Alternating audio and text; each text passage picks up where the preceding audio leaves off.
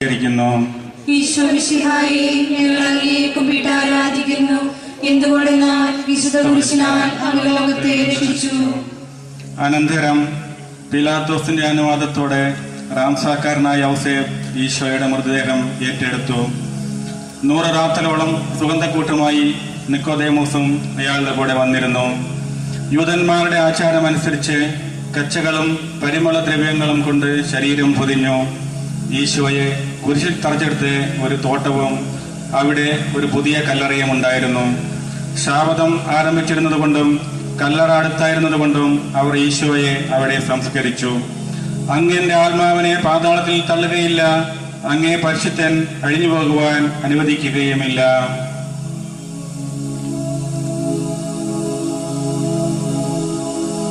അനന്തമായ പീഡകൾ സഹിച്ച മഹത്വത്തിലേക്ക് പ്രവേശിച്ച മിശിഹായെ, അങ്ങയോട് കൂടി മരിക്കുവാൻ അങ്ങയുടെ കൂടെ ജീവിക്കുമെന്ന് ഞങ്ങൾ അറിയുന്നു. മാമോയിസ വഴിയായി ഞങ്ങളും അങ്ങയോട് കൂടെ സംസ്കരിക്കപ്പെട്ടിരിക്കുകയാണല്ലോ. രാവും പകലും അങ്ങേ പീഡാനുഭൂതി പരിചിതന നീതിമാനായ പിതാവേ, അങ്ങേ രഞ്ജിപ്പിക്കുവാൻ സ്വയം വലിയ വസ്തുവായി തീർന്ന പ്രിയപുത്രനെ തിരക്കൺ പാർക്കണമേ.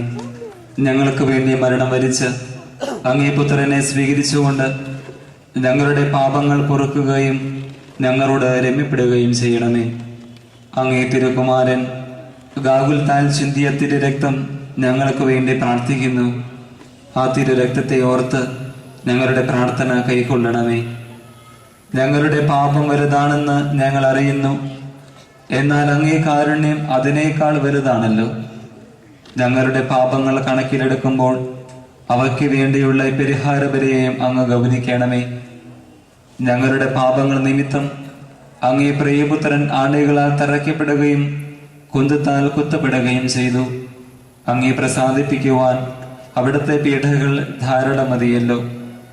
തന്റെ പുത്രനെ ഞങ്ങൾക്ക് നൽകിയ പിതാവിന് സ്തുതിയും കുരിശുമരണത്താൽ ഞങ്ങളെ രക്ഷിച്ച പുത്രന് ആരാധനയും രക്ഷണകൃത്യം പൂർത്തിയാക്കിയ പരിശുദ്ധാത്മാവിന് സ്തോത്രവും ഉണ്ടായിരിക്കട്ടെ. ആമേൻ.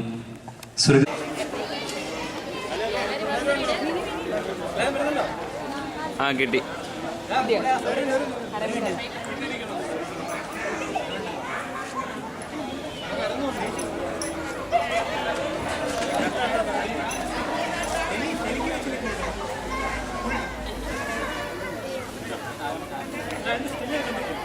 സ്റ്റില്ല.